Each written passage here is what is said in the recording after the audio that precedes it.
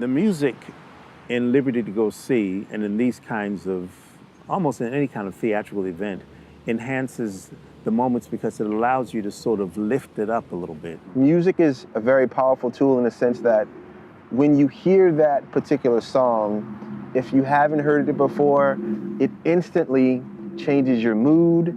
It gives you a point of reference. And that's what this particular instrument, the violin, is doing for this production. The character is at a certain emotional point where the spoken word can no longer do justice to express that emotion.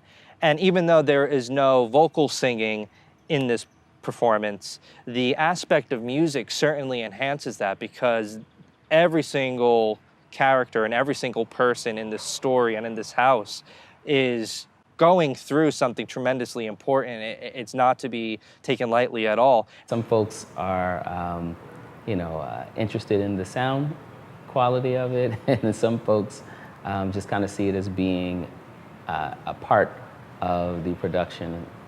And I don't think it seems like a foreign part to them. I think they accept it as something that is sort of necessary to it. With the music, we were able to create tension just with light hits. It's not even always that it's all melodious music, but it could be just light hits that our fantastic violinist is able to give.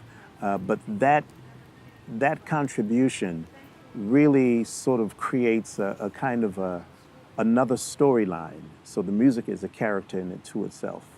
So I think in terms of process, just taking into consideration the messages of each of the characters, looking at sort of the period of time that the scenes took place, and really just kind of looking at European classical music, whether it's from the Baroque period or the classical period, et cetera, and then taking some pieces that I know resonate in a particular way for the cultures and ethnic sort of backgrounds of some of the characters as well. So there was sort of this mixture of music that came into play. I kind of selected from there. Whatever was on my heart, whatever I felt most represented the character in the best way, I selected. We're all sort of living music, all of the elements, melody, harmony, pitch, rhythm, and form we embody.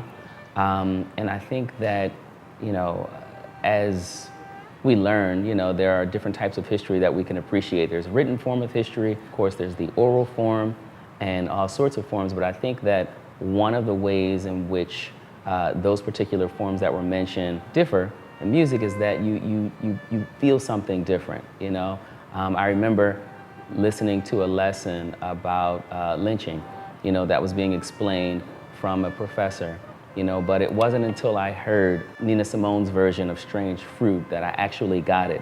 So there was something about the timbre of her voice, something about, the melody, the pitch, the rhythm, and how she sort of formed that together that I actually got it. So I think that, in essence, to answer your question, music helps us to get it in a more full and complete way.